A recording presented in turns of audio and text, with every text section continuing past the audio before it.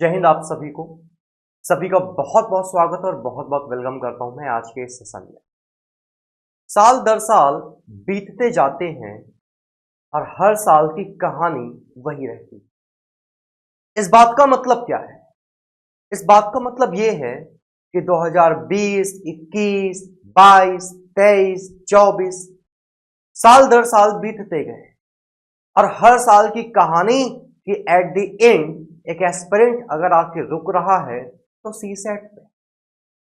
ये कोई नई बात नहीं है, ये कोई आम बात नहीं है, ये सदियों से चला आ रहा है कि एक बहुत अच्छा एस्पिरेंट उसका जो वीक पॉइंट है, उसकी जो कमजोरी है वो सीसेट।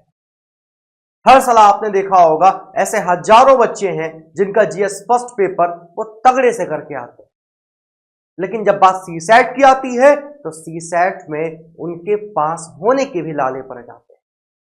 तो मुद्दा यह है कि जब साल दर साल आने वाले हर साल एक ही कहानी बार बार अपने आप दोहराई जा रही है तो इसका मतलब गलती हमारी खुद की है।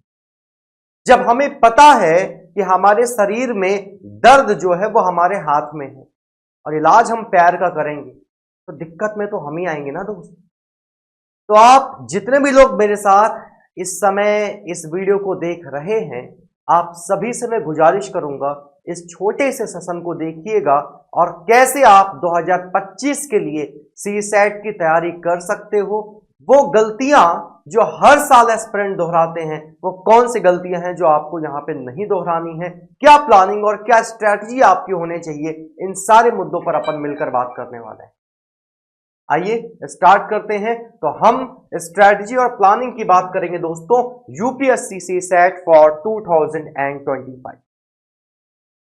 अभी 2 से 3 दिन पहले यूपीएससी के प्रीलिम्स का रिजल्ट आया, तो मैंने केवल अपने प्लेटफॉर्म ही नहीं, मैंने बाकी जितने भी बड़े बड़े प्लेटफॉर्म हैं सारे प्लेटफॉर्म्स के रिजल्ट के नीचे के कमेंट चेक किए। तो हर बार की तरह आपकी बार भी मैंने वही पाया। हर बार एस्पिरेंट्स का एक ही रोना होता है सीसेट, और मैंने देखा कि सारे एस्पिरेंट्स जो है, सारे इन द सेंस कि मैक्सिमम जो डिस्क्वालीफाई किए हैं सबकी एक ही समस्या है, सीसेट सीसेट सीसेट। यार क्या इतना टफ हो गया सीसेट? क्या ये जीएस फर्स्ट पेपर से टफ हो गया? क्या ये इतना मुश्किल हो गया कि ये बच्चों के एग्जाम नहीं निकलने दे रहा है? ये आपके यूपीएससी के सपने को तोड़ रहा है? नहीं, सच बात तो यह है कि मुश्किल यहां नहीं है, मुश्किल कहीं और है। समस्या यहां नहीं है, समस्या कहीं और है। सबसे पहले जितने भी बिगनर हैं जो आपकी साल स्टार्ट कर रहे हैं या जो रिपीटर्स भी हैं, जिन्होंने अभी तक, जिनको ऐसा लगता था कि सीसेट हम सेल्फ कवर कर लेंगे या सीसेट तो हलवा है, बिना पढ़े ही निकल जाएगा, उनको मैं बहुत क्लियरली एक बात बताऊं। तैयारी करने से पहले जब आप किसी बड़े एग्जाम की तैयारी करते हो, जब आपने यूपीएससी की तैयारी करने का सोचा होगा, तो क्या पहले आपने यूपीएससी एग्जाम और यूपीएससी सिलेबस को नहीं समझा होगा? डेफिनेटली समझा होगा। वैसे ही आपको सीसेट के एग्जाम और सीसेट के सिलेबस को भी समझना पड़ेगा। अगर मैं सीसेट एग्जाम की बात करूं तो सीसेट जो एग्जाम है दोस्तों, ये होता है आपके क्वालिफाइंग नेचर का, जहां पे आपको टोटल एग्जाम में 80 क्वेश्चंस दिए जाते हैं। टोटल अगर मैं क्वेश्चन की बात करूं, पहले मैं एग्जाम आपको समझा देता हूं। आपके पेपर में जो टोटल क्वेश्चन आते हैं वो आते हैं दोस्तों कितने? ये आते हैं आपके 200 मार्क्स का ये आपका पेपर होता है। टोटल जो आपके क्वेश्चंस देखने को मिलते हैं ये मिलते हैं आपको 80 क्वेश्चंस आते हैं दोस्तों, और पूरा 200 नंबर का ये पेपर होता है। ये पेपर पूरी तरीके से क्वालिफाइंग नेचर का होता है। ऐसा नहीं है कि आपको यहां पे टॉप करना है, टॉप नहीं करना है। कंप्लीटली क्वालिफाइंग नेचर होता है इस पेपर का, और इसमें आपको क्वालिफाई करने के लिए 200 का 33% नंबर जो है वो लाने होते हैं। अब आप अगर मिनिमम 33% नंबर ले आओगे तो आप पास डिक्लेयर कर दिए जाओगे।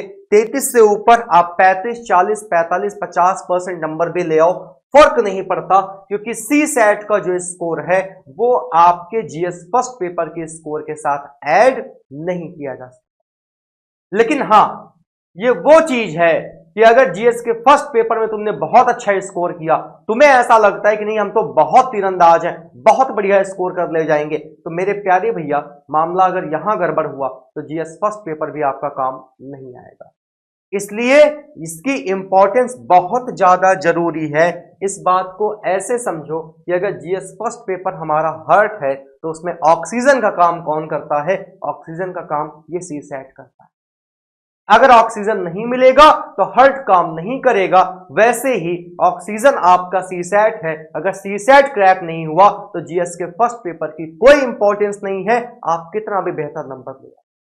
तो पहला काम तो हमें यही करना होता है कि हमें एग्जाम पैटर्न जानना होता है, जिसमें मैंने आपको बताया कि टोटल 80 क्वेश्चंस आते हैं दोस्तों। इन 80 क्वेश्चंस में से बेसिकली 3 चीजें सबसे ज्यादा आती हैं। पहला पार्ट कॉम्प्रहेंशन का होता है, कॉम्प्रहेंशन का होता है। दूसरा पार्ट मैथ का होता है और तीसरा जो पार्ट है वो आपके रीजनिंग का होता है। बेसिकली 3 सब्जेक्ट हैं दोस्तों जो आपके सीसैट के एग्जाम में पूछे जाते हैं, जिसमें कॉम्प्रहेंशन का पार्ट है, मैथमेटिक्स है और रीजनिंग। मैं आपके 2 सब्जेक्ट कवर कराने वाला हूं, एक तो मैथ और एक रीजनिंग। और मेरे से पिछले साल के जितने भी एस्पिरेंट पढ़े हैं वो सब इस बात को जानते हैं कि केवल मैथ और रीजनिंग के दम पे ही उन्होंने सीसैट निकाल दिया। कॉम्प्रहेंशन भी पढ़ना है, करोगे आप, बट एक बात बता रहा हूं कि जिस सेक्शन से एस्पिरेंट दूर भागता है उसी सेक्शन के दम पर उन्होंने पूरा का पूरा सीसैट का पेपर क्रैक कर दिया। अब दोस्तों अगर हम बात करें एग्जाम पैटर्न की, तो एग्जाम पैटर्न तो ये हो गया कि 80 question, 200 number, qualifying nature, comprehension, math और रीजनिंग, ये सब्जेक्ट हमें यहां पे दिए जाएंगे। ये पेपर जब आपका होता है तो इस पेपर के लिए जो समय आपको प्रोवाइड कराया जाता है दोस्तों, 2 घंटे का समय आपको प्रोवाइड कराया जाता है। 2 घंटे आपको इस पेपर के लिए दिए जाते हैं। अब मुद्दा ये है कि मैथ और रीजनिंग हमने तो पढ़ लिया, मैथ और रीजनिंग, बट आपको भी पता है मैथमेटिक्स का सिलेबस बहुत ब्रॉड है। मैथमेटिक्स का जो सिलेबस है वो बहुत ब्रॉड है। अगर मैथमेटिक्स का सिलेबस ब्रॉड है तो मैथमेटिक्स के सिलेबस के साथ साथ आप इस बात को समझिए, क्या हमें सारी चीजें पढ़ना है? नहीं, हर एक एग्जाम का अपना एक लिमिटेड, अपना एक सर्टेन सिलेबस होता है। अगर मैं मैथमेटिक्स के सिलेबस की बात करूं तो यूपीएससी सीसैट के मैथमेटिक्स के सिलेबस में सबसे पहले दोस्तों आपको नंबर सिस्टम पढ़ना पड़ेगा, जिसको आप हिंदी में संख्या पद्धति के नाम से जानते हैं। ये मोस्ट इंपॉर्टेंट है आपके यूपीएससी सीसैट का, और ये इतना इंपॉर्टेंट है कि आप यकीन नहीं करोगे, हर साल 14 से 15 क्वेश्चन अकेले यही कवर करता है। 2023 में तो यहां से 19 क्वेश्चन आए, 2024 में यहां से 15 क्वेश्चन आए। तो मैंने एक आपको जनरल वे में आइडिया बताया कि 14 से 15 क्वेश्चन तकरीबन ऑन एन एवरेज अकेले ये टॉपिक कवर करता है। नंबर सिस्टम अकेले ये कवर करता है, और नंबर सिस्टम का ही पार्ट है आपका एचसीएफ एंड एलसीएम, आपका डेसिमल एंड फ्रैक्शन, आपका सर्च एंड इंडिसेस और आपका सिंप्लीफिकेशन। ये इतनी चीजें जो हैं वो आपको एक तरीके से नंबर सिस्टम के अंदर ही पढ़नी होती है। इसके बाद दोस्तों हमें काम करना होता है नंबर सीरीज पे। एक क्वेश्चन हमेशा आता है और आता रहेगा। परसेंटेज 1 से 2 क्वेश्चन आपको यहां से देखने को मिल जाते हैं परसेंटेज से। प्रॉफिट लॉस एंड डिस्काउंट 1 से 2 क्वेश्चन यहां से भी देखने को मिल जाते हैं। जैसे अब की बार अगर आप 2024 का सीसैट का पेपर उठाओगे तो वहां से परसेंटेज पे भी क्वेश्चन बना, वहां पे प्रॉफिट लॉस से भी क्वेश्चन बना, और परसेंटेज प्रॉफिट लॉस को आप रेशियो मेथड से भी अगर कर दोगे तो 1 से 2 क्वेश्चन आपको यहां से भी देखने को मिल जाते हैं। एज पे आपकी बार 2024 में पूरे 2 क्वेश्चन देखने को मिले, प्रॉब्लम एजेस आपको पढ़ना है। पार्टनरशिप पे डायरेक्ट 1 क्वेश्चन देखने को मिला दोस्तों, साझेदारी पे डायरेक्ट 1 क्वेश्चन आपको देखने को मिला। मिक्सचर एलिगेशन एवरेज से भी क्वेश्चन देखने को मिलता है, बट वही है कि जब इधर क्वेश्चन ज्यादा मिल जाएंगे तो फिर इधर कहीं ना कहीं तो कटौती होगी। बट इसका मतलब ये नहीं है कि इन टॉपिक्स को हम पढ़ेंगे नहीं। कभी यहां से क्वेश्चन आता है तो यहां से नहीं आता, और अगर कभी इस सेक्शन से क्वेश्चन आता है तो ऊपर से नहीं आता। बट ये हमें पहले नहीं पता होता कि किस सेक्शन से क्वेश्चन आ जाएगा और किस सेक्शन से क्वेश्चन नहीं आएगा। ये हमें पहले से नहीं पता होता है। अगर पहले से पता होता तब क्या दिक्कत थी यार, तब तो बल्ले बल्ले थे, तब तो फिर कोई समस्या ही नहीं थी। तो मेरे प्यारे दोस्तों ये हमें पहले से नहीं पता होता है, मिक्सचर एलिगेशन जिसको आप मिश्रण कहते हो, एवरेज जिसको आप औसत कहते हो, स्पीड टाइम एंड डिस्टेंस चाल समय एवं दूरी, प्रॉब्लम ऑन ट्रेन जिसको आप रेलगाड़ी पर आधारित प्रश्न कहते हो, बोट एंड स्ट्रीम जिसको आप नाव एवं धारा कहते हो, टाइम वर्क एंड वेजेस। इस बार दो क्वेश्चन सीधे सीधे यहां से देखने को मिले, दो क्वेश्चन समय एवं कार्य पे। पाइप एंड सिस्टम जिसको आप नल एवं टंकी कहते हो, सिंपल एंड कंपाउंड इंटरेस्ट जिसको आप साधारण एवं चक्रवृद्धि ब्याज के नाम से जानते हो। इसके बाद आता है probability, mensuration, data interpretation, basic algebra. DIC examiner question नहीं बना रहा है, पिछले 3 से 4 सालों में डीआईसी क्वेश्चन देखने को नहीं मिला, बट इसका मतलब ये बिल्कुल नहीं है कि आगे भी नहीं मिलेगा। बेसिक अलजेब्रा है, यहाँ पे प्रॉपर अलजेब्रा आपको नहीं पढ़नी है, केवल बेसिक अलजेब्रा जाननी है, बेसिक अलजेब्रिक फॉर्मूले जानने हैं। मेंसुरेशन जिसको आप कहते हो क्षेत्रमिति, और प्रोबेबिलिटी जिसको आप कहते हो प्रायिकता। परमुटेशन कॉम्बिनेशन यहाँ पे नहीं लिखा हुआ है क्या, एक टॉपिक यहाँ पे आप बढ़ा सकते हो, दैट इज परमुटेशन कॉम्बिनेशन। 2023 का पेपर हुआ दोस्तों, और जब 2023 का पेपर हुआ तो 2023 के पेपर में एग्जामिनर ने चौंकाया। क्यों चौंकाया? क्योंकि 2023 के पेपर में एग्जामिनर ने परमुटेशन कॉम्बिनेशन और नंबर सिस्टम पे ही पूरा पेपर बना दिया।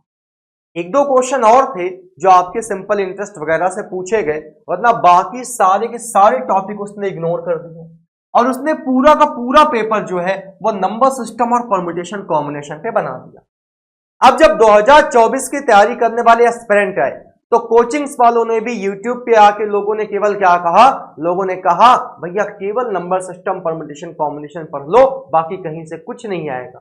लेकिन मैं हमेशा एक बात कहता रहा कि एग्जामिनर का कोई भरोसा नहीं है, वो कब क्या कर दे। उसने आपके जो सिलेबस प्री डिजाइन किया है, जो पहले से उसने सिलेबस आपको बता रखा है, ये केवल हमें देखने के लिए नहीं बता रखा है कि हम इस सिलेबस को केवल देख भर लें। उसने अब की बार 2024 में यही तो किया कि बच्चे मैथ में केवल और केवल नंबर सिस्टम परमुटेशन कॉम्बिनेशन पढ़ के गए, उसने तकरीबन यहाँ पे बाकी टॉपिक से भी एक एक दो दो क्वेश्चन पूछ लिए, और इतने आसान क्वेश्चन पूछे, इतने हलवा क्वेश्चन पूछे, बच्चे नहीं कर पाए। क्योंकि जब आपको कोई चीज आती ही नहीं है तो आसान चीज भी आपके लिए टफ है। कोई ऐसा काम जो आपको करना आता ही नहीं है तो वो काम कितना भी आसान हो, जब आपको नहीं आता तो फिर आपके लिए तो मुश्किल ही रहने वाला है। तो यही हुआ इस बार 2024 में कि एग्जामिनर केवल नंबर सिस्टम और परमुटेशन कॉम्बिनेशन तक सीमित नहीं रहा, उसने बाकी के टॉपिक से भी क्वेश्चन पूछे। मैथमेटिक्स के बाद हम दोस्तों बात करते हैं रीजनिंग की। जब हम रीजनिंग की बात करेंगे तो रीजनिंग में English alphabetical order, coding, decoding, direction. English alphabetical order, coding, decoding, हर बार यहां से 3 से 4 क्वेश्चन एग्जामिनर पूछता है।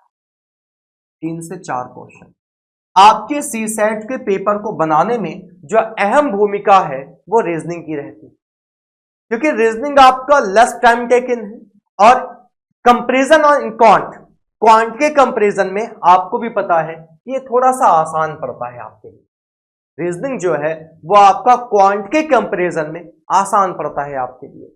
इसके बाद दोस्तों डायरेक्शन जिसको आप कहते हो दिशाएं, ब्लड रिलेशन रक्त संबंध, ऑर्डर रैंकिंग जिसको आप कहते हो ऑर्डर रैंकिंग, इसके बाद सिटिंग अरेंजमेंट बैठक व्यवस्था, एनालॉजी क्लासिफिकेशन वर्गीकरण, एनालॉजी समरूपता, वेन डायग्राम, फिगर काउंटिंग, इसके बाद सिंबल एंड नोटेशन, इसके बाद कैलेंडर, इसके बाद क्लॉक, इसके बाद डाइस। भाई साहब यहां से क्वेश्चन बन जाते हैं, 3 से 4 क्वेश्चन यहां से बन जाते हैं। इसके बाद नॉन वर्बल तो पिछले 2-3 सालों में नहीं है पूछी गई, लेकिन मैं पढ़ा दूंगा। लॉजिकल और क्रिटिकल रीजनिंग की बहुत ज्यादा इंपॉर्टेंस है, बहुत ज्यादा, बिना इसके आप कॉम्प्रिहेंशन का पार्ट नहीं कर पाओगे। और data sufficiency most important. Data sufficiency केवल रीजनिंग में ही नहीं, रीजनिंग प्लस मैथ दोनों में, क्योंकि यहां से दोनों में क्वेश्चन बनते हैं डेटा सफिशिएंसी से, रीजनिंग और मैथमेटिक्स दोनों में। तो ये तो हमने एग्जाम पैटर्न और सिलेबस की बात कर ली कि हमारे सी सेट का एग्जाम पैटर्न क्या होना चाहिए, क्या एग्जाम पैटर्न है, हमारे सी सेट में मैथमेटिक्स का क्या सिलेबस है, हमारे सी सेट में रीजनिंग का क्या सिलेबस है। अब मेन मुद्दा यह है कि इनकी प्रिपरेशन हमें कैसे करनी चाहिए। प्रिपरेशन करने के साथ साथ मैं आपको जो क्लासेस डिलीवर कर रहा हूं, जो हमारा ये बैच है, इस बैच में हम कैसे आगे कंटिन्यू करने वाले हैं, अब इन मुद्दों पर बात करते हैं। इन मुद्दों पर आने से पहले कुछ और चीजें हैं जो मैं आपको दिखाना चाहता हूं। वो है 2020 से लेकर 2014 से लेकर 2024 तक की एनालिसिस। इस एनालिसिस में मैं आपको दिखाना चाहता हूं, क्योंकि आपको ये बात अगर नहीं पता है तो जान लो, यूपीएससी सीसैट में किस सेक्शन से कितने क्वेश्चंस आएंगे ये प्री डिसाइडेड नहीं होता। ये हमें पहले से नहीं पता होता है कि कौन से सेक्शन से कितने क्वेश्चन आने वाले हैं। ये जंबल्ड फॉर्म में रहते हैं। अब आप कहोगे सर ये जंबल्ड फॉर्म क्या है? जंबल्ड फॉर्म वो होती है दोस्तों जहां पे सारे क्वेश्चन एक मिक्स्ड वे में आपको बताए जाएं कि पहले आपको क्या मिला, पहले आपको क्वांट मिल गया, अचानक से आपको रीजनिंग मिल गया, अचानक से आपको रीजनिंग मैथ मिल गई। मतलब सारे के सारे क्वेश्चन जो हैं वो आपके मिक्स्ड फॉर्मेट में हो। ये होता है आपका जंबल्ड पेपर। अब यहां पे 2023 तक और 2014 तक, 24 का डेटा भी मैं बता दूंगा, 24 का डेटा भी मैं आपको बता दूंगा। तो यहां पे मैंने प्रॉपर पूरी एनालिसिस कर रखी है। और क्या एनालिसिस कर रखी है कि 2014 से लेकर 23 तक के जितने भी एग्जाम हुए, सारे एग्जाम्स में किस सेक्शन से टोटल कितने क्वेश्चंस देखने को मिले, कितने क्वेश्चंस आपको देखने को मिले। बहुत ध्यान से मेरी बात को समझिए। तो जब मैं यहां पे गया सबसे पहले 2014 के पास, 2014 में देखो कॉम्प्रहेंशन का वेटेज कैसे धीरे धीरे कम हुआ। 2014 में कॉम्प्रहेंशन के 32 क्वेश्चन, 15 में 30, 2016 में 27, 17 में फिर 30, 18 में 26, 19 में 30, 20 में 25, 22 में 29, 23 में 21 में 29, 22 में 26, 23 में 27, और यहीं अगर मैं 2024 की बात करूं तो यहां पे आए हैं 24 क्वेश्चन। इसका मतलब जो बात कहीं 30 के आसपास होती थी वो अगर आप देखो तो ऑन एन एवरेज 25 के आसपास सिमट के रह गई। 25 प्लस माइनस, 25 प्लस माइनस। आप देखो अगर आप 21 से बात करो या 20 से भी बात करो, 20 में 25 एग्जैक्टली, 21 में देखो कितना है, 21 में 29 है, लेकिन 22 में 26 से प्लस 1 ज्यादा, 23 में 2 ज्यादा, 24 में फिर से 1 की कमी आ गई। इसके बाद इनकी बात कर लो क्वांटिटेटिव एप्टीट्यूड की, इनका वेटेज लगातार बढ़ता जा रहा है। 2014 की बात करेंगे केवल 15 क्वेश्चन आए थे, 2015 की बात करेंगे 21 क्वेश्चन आए, 2016 में 25 क्वेश्चन आए, 2017 में 23 क्वेश्चन आए, 18 में 31, फिर 19 में 26, फिर 20 में 40, फिर 21 में 24, फिर 22 में 34 और फिर 23 में 35। तो आपका जवाब आएगा सर ये तो वाकई में काफी खतरनाक है। मैंने कहा यार खतरनाक नहीं है, आप इसको ऐसे मत सोचो कि खतरनाक है, बस ये सोचना है आपको कि लगातार जो वेटेज है वो आपका बढ़ता जा रहा है। और अगर इस साल की मैं बात करूं तो इस साल क्वांटिटेटिव एप्टीट्यूड से तकरीबन 38 क्वेश्चन देखने को, 38 क्वेश्चन देखने को। और मेरे प्यारे भैया रीजनिंग की अगर बात करोगे तो 2014 में 33 क्वेश्चन आते थे, रीजनिंग लगातार कम होता जा रहा है। 2015 में 29 क्वेश्चन आए, 2016 में 28 क्वेश्चन आए, 2017 में 27, 2018 में 23, 2019 में 24, 2020 में 15, फिर 2021 में 27, फिर 2022 में 20, 2023 में 18 और एक बार फिर से 2024 में भी 18 प्रश्न यहां से देखने को मिले। तो ये आपका एनालिसिस थे एक तरीके से कि 2014 से लेकर 2024 तक किस पर्टिकुलर सेक्शन से कितने क्वेश्चन एग्जाम में देखने को मिले। हमने रीजनिंग की बात कर ली, मैथ की बात कर ली और हमने बात कर ली कॉम्प्रिहेंशन की। अब जब इतनी बात हम कर लेते हैं तो आइए और जानते हैं कि प्रिपरेशन का सही तरीका क्या होना चाहिए। कुछ ऑर्डर मैंने यहां पे मेंटेन किए, इन ऑर्डर्स को, इन पॉइंट्स को एक एक करके ध्यान से सुनिएगा और ये सारी की सारी चीजें आपको फॉलो करनी पड़ेंगी। इस पूरे वीडियो को देखोगे तुम्हारे बहुत सारे डाउट खत्म हो जाएंगे।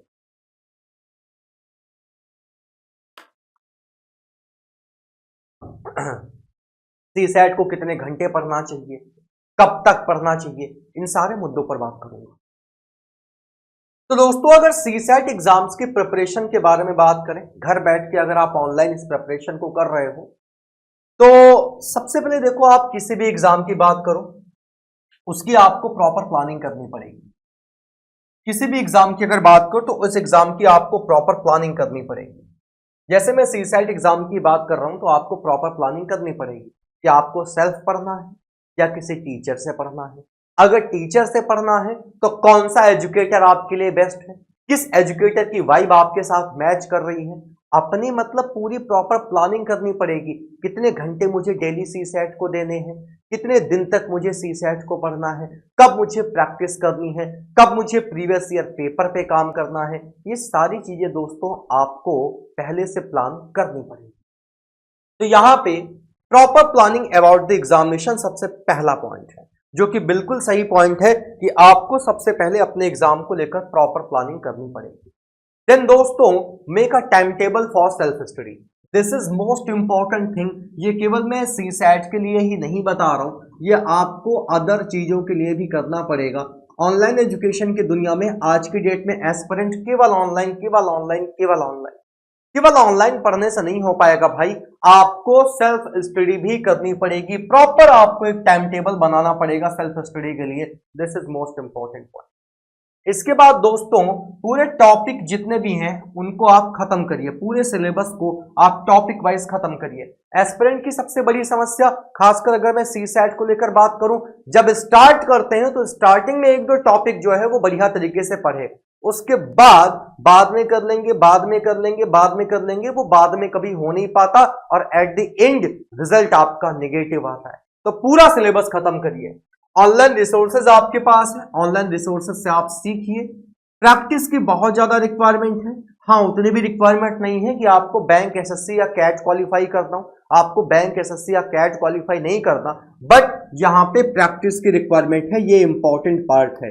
अभ्यास नहीं करोगे तो भूल जाओगे तो एग्जाम में अप्लाई नहीं कर पाओगे, और जब एग्जाम में अप्लाई ही नहीं कर पाओगे तो भाई साहब फिर फायदा क्या, फिर पढ़ने और सीखने का फायदा ही क्या। इसके बाद दोस्तों, रिवीजन और प्रैक्टिस ये दोनों एक ही बातें हैं, ये बहुत इंपॉर्टेंट है। सैंपल पेपर और मॉक टेस्ट सीरीज आपको लगानी होंगी ताकि आप कितने पानी में हो ये आपको पता लगे। ये प्रैक्टिस सैंपल पेपर और मॉक टेस्ट क्या काम करते हैं, प्रैक्टिस सैंपल पेपर और मॉक टेस्ट आपको ये बताते हैं कि अगर आप रियल एग्जाम में बैठोगे तो रियल एग्जाम में बैठने पर आपकी क्या परफॉर्मेंस रहेगी, कितना बेहतर आप परफॉर्म कर पाओगे। अपने बेसिक्स को क्लियर करने का काम करिए, क्योंकि जितना बेहतर आपके बेसिक्स क्लियर होंगे उतना बेहतर आप एग्जाम में परफॉर्म कर पाओगे। बच्चा केवल सोचता है कि मैं डायरेक्टली हाई लेवल पे पहुंच जाऊं, और क्योंकि एग्जाम जो है यूपीएससी का वो टफ आता है, कठिन कठिन चीजें पढ़ो ना भाई ना। एग्जाम का लेवल, स्तर कैसा भी हो, लेवल कैसा भी हो, जब तक आपके बेसिक्स नहीं क्लियर होंगे तब तक आप उस एग्जाम में बेहतर नहीं कर पाओगे। रेगुलर प्रैक्टिस करनी है आपको, रेगुलर। अब मैं बताऊंगा कि रेगुलर अभी कैसे प्रैक्टिस करोगे। सीसैट के प्रीवियस ईयर पेपर्स को आपको देखना है। सीसैट के प्रीवियस ईयर पेपर ऑलरेडी मैं एसएलवी आईएएस पे करवा चुका हूं। एसएलवी आईएएस पे ये यूट्यूब चैनल है, वाईटी चैनल है। इसकी प्लेलिस्ट पे जब आप जाओगे, प्लेलिस्ट पे, तो इसकी प्लेलिस्ट में एक प्लेलिस्ट बनी हुई है, किस चीज की, यूपीएससी प्रीवियस ईयर पेपर की। उसमें 2015, 16, 17, 18, 19, 20, 21, 22, 23, 24 सारे के सारे पेपर का कंप्लीट सोल्यूशन ऑलरेडी अपलोड है। शॉर्टकट्स पे आपको काम करना होगा, क्योंकि शॉर्टकट पे अगर आप काम नहीं करोगे, शॉर्ट अप्रोचेस पे अगर आप काम नहीं करोगे, तो एग्जाम में जो मैक्सिमम एस्पिरेंट कहते हैं ना कि हम टाइम मैनेज नहीं कर पाए, हमारा सब समय इधर उधर हो गया, क्वेश्चन ही अटेम्प्ट नहीं हो पाए, वो प्रॉब्लम भी आपके साथ हो जाएगी। इसके बाद दोस्तों, फोकस ऑन एक्यूरेसी। एक्यूरेसी पे भी आपको फोकस करना पड़ेगा। बहुत ऐसे एस्पिरेंट हैं जो पास हो जाते, बट मैक्सिमम अटेम्प्ट करने के चक्कर में, नेगेटिव मार्किंग के चक्कर में उनका मामला गड़बड़ हो गया, इसलिए एक्यूरेसी पे भी काम करना पड़ेगा। अब सीसैट को तैयार करने का सही तरीका क्या है, राइट वे क्या है, प्रॉपर स्ट्रेटजी क्या होनी चाहिए, आइए फटाफट उस पर बात करते हैं। ये सारी चीजें तो आपको दिमाग में रखनी है। देखो, अगर मैं सीसैट एग्जाम की बात करूं तो आपका जो सीसैट का कंप्लीट सिलेबस है, पूरा जो सिलेबस है आपका सीसैट का, वो कंप्लीट सिलेबस दोस्तों अगर बहुत पेशेंस के साथ, बहुत सुकून के साथ पढ़ा जाए तो आपका जो सिलेबस है, आपका जो सिलेबस है ये आपका 90 घंटे में बहुत आराम से खत्म हो जाता है। 90 घंटे, 90 घंटे इन द सेंस आप ये कह सकते हो कि 3 महीने जो हैं, 3 महीने ये आपके सफिशिएंट होते हैं आपके पूरे सिलेबस के। जब आप तैयारी करना स्टार्ट करते हो तो मैं आपको हमेशा एक सलाह दूंगा, अपनी तैयारी की इनिशियल फेज में, अपनी तैयारी के इनिशियल फेज में आप सी सेट को भी साथ लेकर चलो। अगर आप बिगनर हो, आपने तैयारी शुरू की है, तो कभी ये मत सोचिएगा कि मुझे तो अब की बार अटेम्प्ट देना ही नहीं है, या फिर मुझे 2025 का भी नहीं देना है, मेरा टारगेट 2026 है, मेरा टारगेट 2027 है, तो अभी मैं केवल जीएस पे फोकस करता हूं, सी सेट पे जब वो टाइम आएगा तो कर लेंगे। होता क्या है, अगर आपने इनिशियल स्टेज पे ही सी सेट को साथ लेकर आप ना चले तो आपकी जीएस पढ़ने की इतनी बढ़िया आदत पड़ जाएगी, फिर आपको उसके अलावा दूसरा कोई सब्जेक्ट अच्छा नहीं लगेगा, बाद में आप चाह के भी इस पे काम नहीं कर पाओगे और एट द एंड रिजल्ट वही होगा क्या, नेगेटिव, कि सब कुछ तो सही रहा बट सी सैट ले डूबा, सब कुछ तो सही रहा बट सी सैट ले डूबा, एंड में, अंत में रिजल्ट यही आने वाला है। तो इस चीज पे ध्यान रखिएगा, इनिशियल फेज पे ही आपको सी सैट को साथ लेके चलना है। जब आप जीएस फर्स्ट पेपर की तैयारी करते हो, इसी के साथ आप सी सेट की भी प्रिपरेशन करना स्टार्ट कर दीजिए। एक एग्जाम्पल के तौर पे मैं आपसे कहना चाहता हूं, अगर आपने ये प्लान बना रखा है कि दिन भर में आप 10 घंटे प्रॉपरली अपने प्रिपरेशन को दे रहे हो, तो 10 में से ज्यादा ना सही मिनिमम 2 घंटे तो आप दीजिए ही सी सेट, मिनिमम 2 घंटे, और मैक्सिमम दीजिए 3 घंटे। 2 घंटे किस में दीजिए, 2 घंटे दीजिए सी सेट की क्लासेस को कवर करने में, और इसका जो 1 घंटा मैंने एक्स्ट्रा बताया, यहां से 1 घंटा दीजिए इसका प्रॉपर अभ्यास करने में, 1 आवर इसकी प्रैक्टिस पे खर्च करिए, 1 घंटा इसके अभ्यास पे खर्च करिए। इसके अभ्यास पे अगर आपने 1 घंटा खर्च कर दिया तो काम आपका आसान हो जाएगा।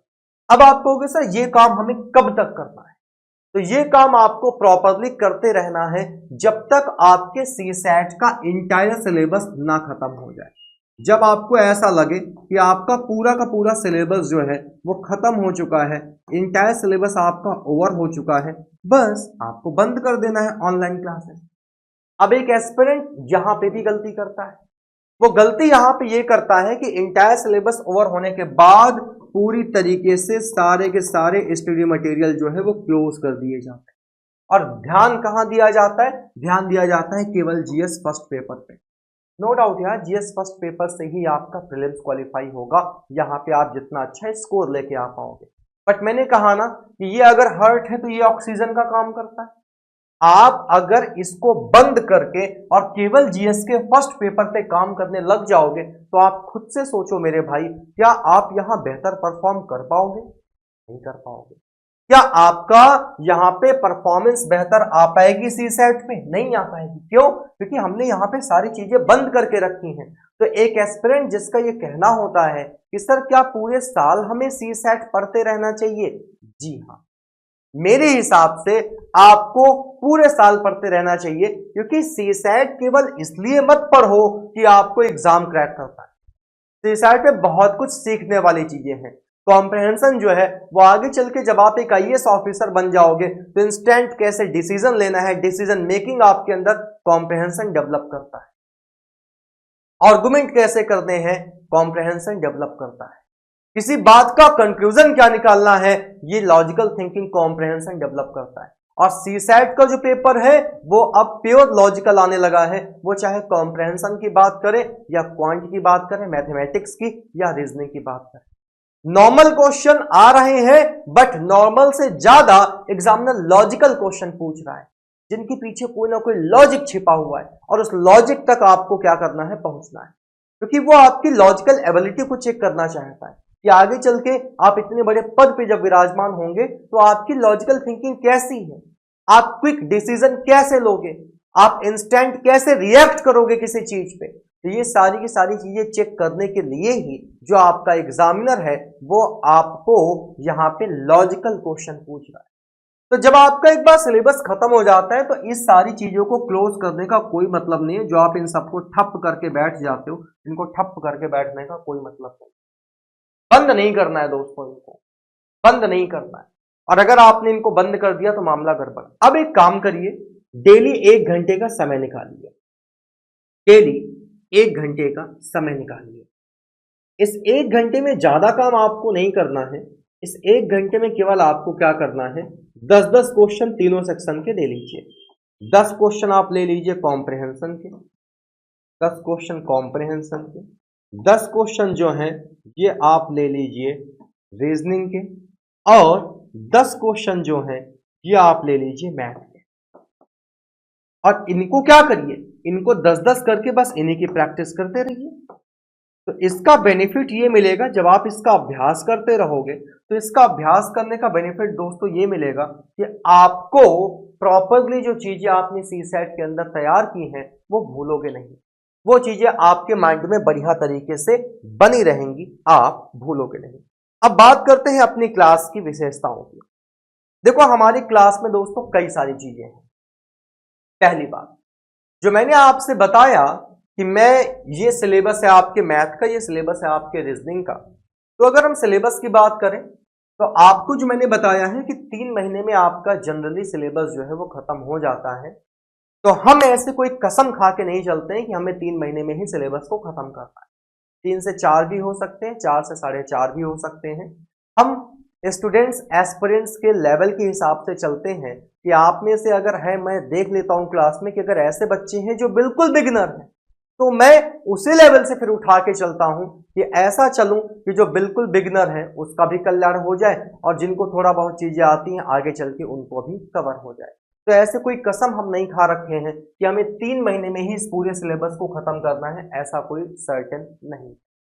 हम सुकून से चलेंगे, हम आराम से चलेंगे। हमारा काम जो है, हमारा जो टारगेट है वो बड़ा क्लियर है। मैं अगर अपने टारगेट को बताऊं और अब तक जितने बैच हमने कवर कराए हैं उसमें हमने ये चीज अप्लाई भी की है। हमारा टारगेट क्या है, हमारा टारगेट जो है वो लर्निंग पे है, लर्निंग पे है। ठीक, सिलेबस खत्म करना मेन टारगेट नहीं है। सिलेबस तो यार आपका ओवर होगा ही, सिलेबस तो खत्म होगा ही, बट जैसे अदर कोचिंग वाले नहीं करते कि उनका मेन टारगेट है एडमिशन हो गया, किसी भी तरीके से इस बैच का सिलेबस खत्म करो, 45 दिन में उड़ा के खत्म कर देंगे, बोला सीसेट का काम खत्म, खत्म सीसेट। हमारा वो काम नहीं है। हमें सिलेबस को तो कंप्लीट करना ही करना है, बट लर्निंग पे हमें ज्यादा फोकस करना है। जिस हिसाब से आप सीखते चलोगे उस हिसाब से बैच आपका आगे बढ़ता जाएगा। बहुत स्पीड में सीखते चलोगे तो भी अच्छी बात है, अगर स्लोली सीखते चलोगे तो भी अच्छी बात है। इसके बाद दोस्तों, आज ऑनलाइन एजुकेशन में जो सबसे बड़ी समस्या है वो समस्या है कंटेंट की। कंटेंट वाली समस्या ये है कि एक टीचर जब आपको क्लास प्रोवाइड कराता है तो पर्टिकुलर उस क्लास की पीडीएफ तो वो आपको दे ही देता है। इसके बाद प्रैक्टिस मटेरियल की आपके पास होती है कमी। किस चीज की कमी होती है? कमी होती है दोस्तों आपके पास प्रैक्टिस मटेरियल की। और जब प्रैक्टिस मटेरियल की आपके पास होती है कमी तो आप इधर उधर किताबें ढूंढते हो, इनसे पूछ रहे हो, उनसे पूछ रहे हो, कौन सी किताब ले, कौन सी किताब ना ले। तो इसकी टेंशन आपको करने की जरूरत नहीं है। आपको इस बैच के अंदर हम क्या करेंगे, डीपीपी प्रोवाइड कराएंगे, जिसको आप डेली प्रैक्टिस पेपर भी कहते हो, या फिर आप इसी को कह सकते हो हम आपको ई बुक प्रोवाइड कराएंगे। ये जो आपकी ई बुक होंगी ये आपकी टॉपिक वाइज होंगी। Topic wise in the sense, suppose that जैसे मान लो आपने नंबर सिस्टम पढ़ा, तो नंबर सिस्टम पढ़ने के बाद मैं आपको नंबर सिस्टम की कंप्लीट ई बुक प्रोवाइड कर दूंगा, जिसमें 250 से 300 क्वेश्चन रहेंगे। करो प्रैक्टिस, कितनी प्रैक्टिस करोगे? मैंने प्रॉफिट लॉस पढ़ाया, मैंने परसेंटेज पढ़ाया, उसकी पूरी की पूरी ई बुक प्रोवाइड कर दूंगा। तो जैसे जैसे हम टॉपिक खत्म करते चलेंगे वैसे वैसे आपको प्रैक्टिस के लिए मैं सीट्स प्रोवाइड कराता चलूंगा। और इनसे आपका बेनिफिट ये होगा कि जो आपका प्रैक्टिस मटेरियल है कि अभ्यास कहां से करें, क्वेश्चंस हमें कहां से मिलेंगे, वो हेडक आपकी खत्म हो जाएगी, वो टेंशन आपकी खत्म हो जाएगी। और मैं ये वादा करता हूं, ये मेरा वादा है आपसे, आपको दुनिया की कोई किताब नहीं लेनी, कोई किताब नहीं खरीदनी। आप केवल मेरी क्लास करिए, क्लास के साथ साथ जो मैं आपको प्रैक्टिस मटेरियल प्रोवाइड कर रहा हूं उस पर काम करिए। और बाकी प्रीवियस ईयर पेपर मैंने आपको बता रखा है, SLV IAS पे आपको प्रीवियस ईयर पेपर मिल जाएंगे। इसके अलावा ना किसी की किताब की जरूरत है, ना किसी के नोट्स की जरूरत है, ना किसी पब्लिकेशन की किताब, मतलब कुछ भी नहीं लेना, ज्यादा तामझाम नहीं कराना मेरे को। तुम्हारी जिम्मेदारी मैं लेने को तैयार हूं, मैं पार करा दूंगा, लेकिन अकेले मेरे चाहने से ना हो पाएगा। आपको भी मेरे साथ ये, जैसे मैं कह रहा हूं वैसे ही आपको भी मेरा साथ देना पड़ेगा। कि मैं तो चाह रहा हूं, मैंने चाह लिया कि मैं आपको, और ये हुआ है, अभी मैं आपको 2024 के पेपर में एक चीज दिखाऊंगा, 2024 के पेपर में ये चीज अभी मैं आपको दिखाऊंगा। तो भाई मेरे अकेले चाहने से कुछ ना हो जाएगा, आपको भी मेरे साथ लग के काम करना पड़ेगा। क्लासेस करिए आप, क्लासेस करने के साथ साथ जो क्लास के PDF हैं वो तो आपको मिलेंगे ही मिलेंगे, उन पे क्या करिए, उन पे रिवीजन करिए, और प्रैक्टिस मटेरियल भी आपको हमें प्रोवाइड करा रहे हैं। दूसरी चीज, कई सारे एस्पिरेंट को ये लगता है कि एक बार केवल क्लास कर लेने भर से सारी चीजें माइंड में हमेशा के लिए परमानेंटली स्टोर हो जाती है। ये आपका बहुत बड़ा वहम है, ये आपका बहुत बड़ा वहम है। आप खुद सोचिए, जब आपने हिस्ट्री में सारी चीजें पहली बार पढ़ी थी तो क्या उसके बाद आपको दोबारा पढ़ने की जरूरत नहीं पड़ी? क्या वो सारी की सारी चीजें आज भी आपके माइंड में है? नहीं, वो सारी की सारी चीजें आज आपके माइंड में नहीं है। तो अगर वो सारी की सारी चीजें आज आपके माइंड में नहीं है तो क्यों? क्योंकि आपने दोबारा कभी पढ़ा ही नहीं। और अगर आपने उनको दोबारा पढ़ा होता, या अगर आप उन चीजों को बार बार पढ़ते जा रहे हो, तभी तो वो आपके माइंड में बनी हुई है।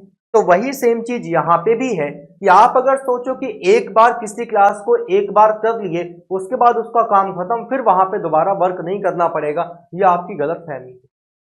जब आप इस पे बार बार रीवर्क करोगे ना, तब ये सारे कॉन्सेप्ट, मैथमेटिक्स के सारे कॉन्सेप्ट आपके माइंड में फीड हो पाएंगे।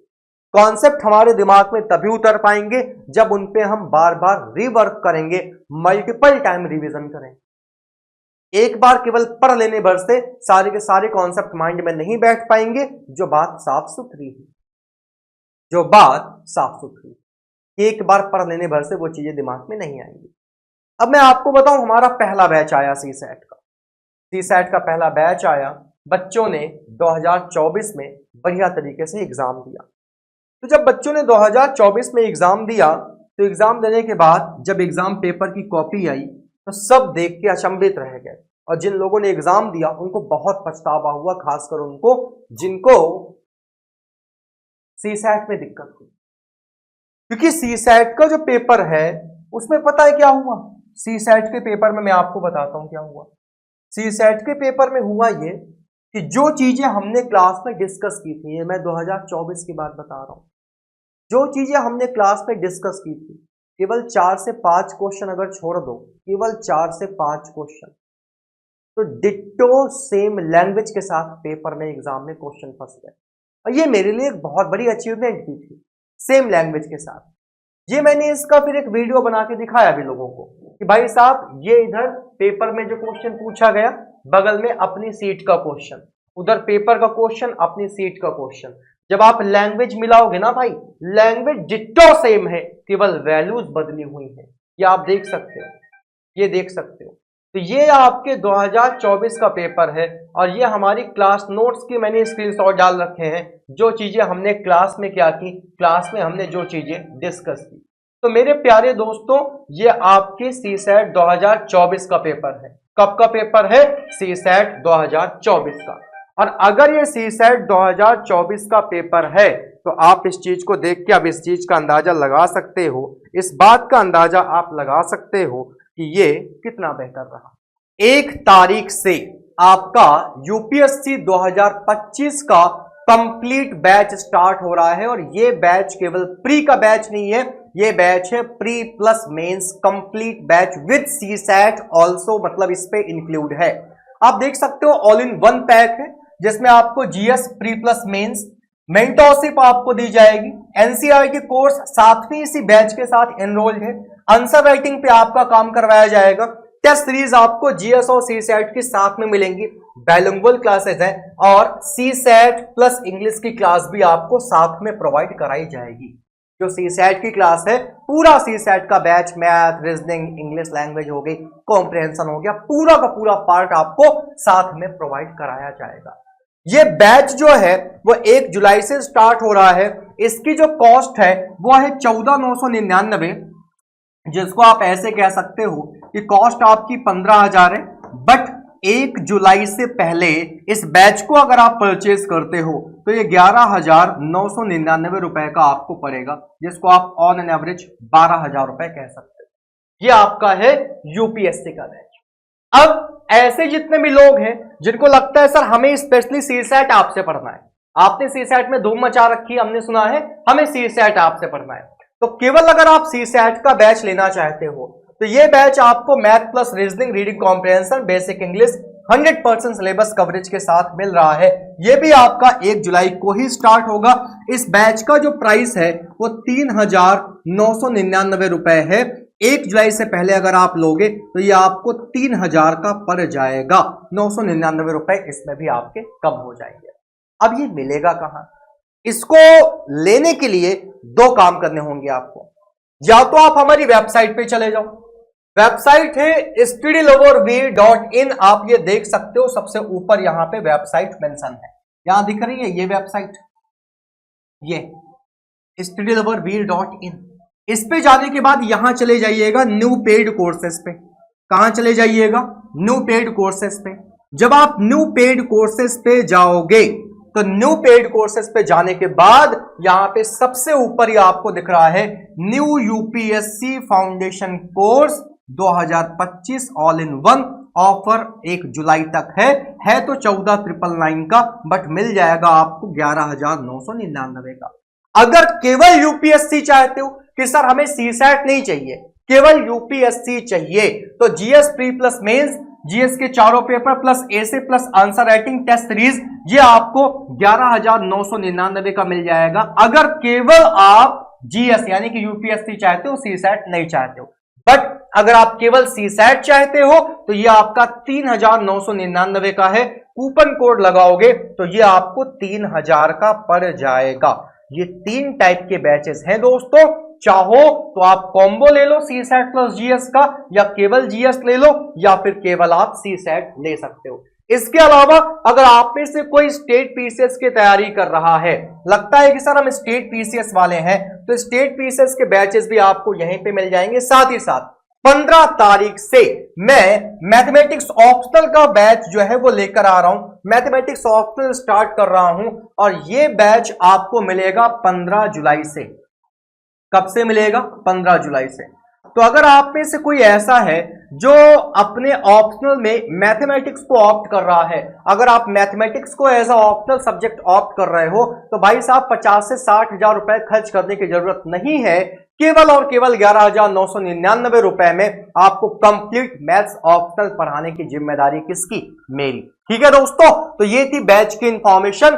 अब अगर सर हम वेबसाइट पे ना जाके एप्लीकेशन पे जाना चाहें तो तब भी कोई दिक्कत नहीं है। देखो एप्लीकेशन आपका किस नाम से है आपको पता है, एप्लीकेशन आपका स्टडी लवर वीर के नाम से है। प्ले स्टोर पे जाना, जैसे ही स्टडी लवर सर्च करोगे ऑटोमेटिक आपको मिल जाएगा। इसको जब आप इंस्टॉल करते हो ना, तो जैसे वेबसाइट पे जा रहे हो सेम एज उस पे भी जाना है, एप्लीकेशन पे भी। वहां पे भी सेकंड नंबर, पहला टैब आपका पेड कोर्सेज का है, दूसरा न्यू पेड कोर्सेज का है। और जैसे ही न्यू पेड कोर्सेज में जाओगे, टॉप के 3 और 4 यही बैच जो आपको दिख रहे हैं ये मिल जाएंगे। टॉप के 3-4 बैच यही है। वहां पे भी सेम प्रोसेस है। आपको बैच लेना है, आपको सिंपल से इस पे क्लिक करना होगा। क्लिक करोगे, नीचे स्क्रॉल करना, बाई नाउ का ऑप्शन आएगा, बाई कर लेना। अभी मैंने यहाँ पे साइन अप नहीं कर रखा है, साइन अप कर लोगे तो बाई नाउ का ऑप्शन भी आ जाएगा। कोर्स का स्पेसिफिकेशन गिवन है। ठीक है दोस्तों, तो चलिए रखिए अपना ख्याल, ऐसे ही हंसते मुस्कुराते रहिए। ये एक छोटी सी और जरूरी इंफॉर्मेशन आप सबके लिए थी। So thank you so much everyone, take care, have a great day, bye. और शेयर कर दीजिएगा, ठीक है। Thank you everyone, thank you.